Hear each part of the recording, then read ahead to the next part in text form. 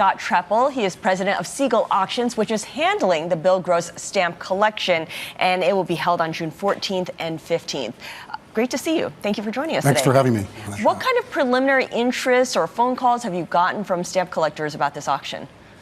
Well, you have to understand, Bill Gross has been selling stamps from his collection for a number of years now, but he kept this particular album, these single stamps, for all these years, and people have been building up, waiting for it to happen, asking us all the time. So when we finally broke the news, of course, they all got ready and waited for the catalog, contacted us. So those are all the people we know, but we've done a lot of marketing and press coverage, and hopefully there are going to be some people who decide they're going to improve their collections, and we don't know about them yet. Well, we should point out this is a pretty impressive collection, and I'll push back on what Bill Gross says, the idea that kids aren't collecting. A lot of people are still into this stuff, and I know it's probably a small, somewhat niche market here. But when you talk about what's in his collection, the inverted Jenny, which of course is probably one of the more famous, of the collectible stamps out there here, this is a well-curated collection. He put a lot of thought into this. He wasn't just out there just buying random stuff. Absolutely. Yeah.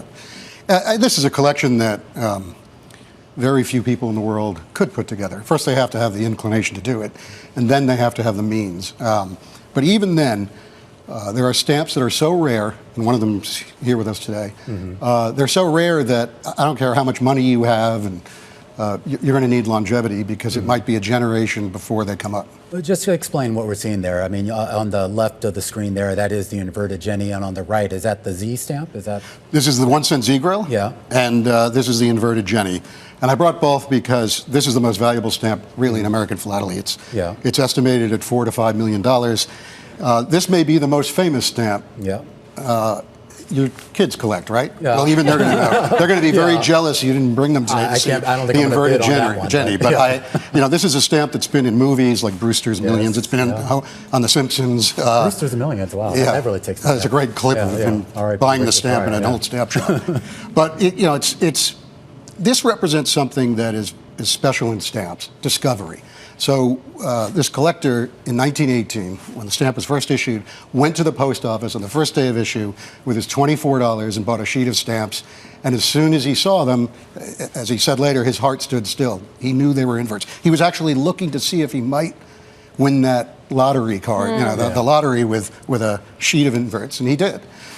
About a week later, he sold it for $15,000. Wow. Which in 1918 for a struggling stockbroker associate was a windfall, a lot of money. So tell us a little bit more about this 1 cent Z grill. Why is it so valuable? I mean, did they print a lot of them, or what happened to the rest of them? Well, what it is, it's an empty space in an album.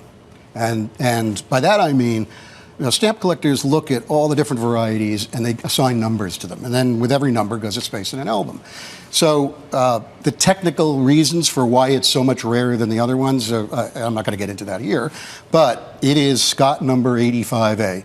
And it's an empty space in everyone's album. And the reason is there's only two known. There's the one we're selling, and there's one in the Miller collection at the New York Public Library. So for generations, this stamp has been on the want lists of all the major collectors. And from 1957 to the 1970s, it stayed in one man's collection. And each time it's come up, it's set a record. I've been involved with this stamp a few times, and it'll be fascinating for me tomorrow night to see who the winner is and how much they have to pay to take it. Yeah, and I can tell you, the having full sets is like a big deal. I don't do stamps, but I do coins, and being able to sort of get those full sets in is kind of like the holy grail for a lot of us. I mean, obviously I can't afford that, but... So you've got collecting in your blood? Yeah, I do. Do you collect anything, Scarlet? I used to collect baseball cards, but that was a long time ago. No. Okay. It's time to start again. Or switch to stamps. Yeah, I'll start with the Z grill. There we go.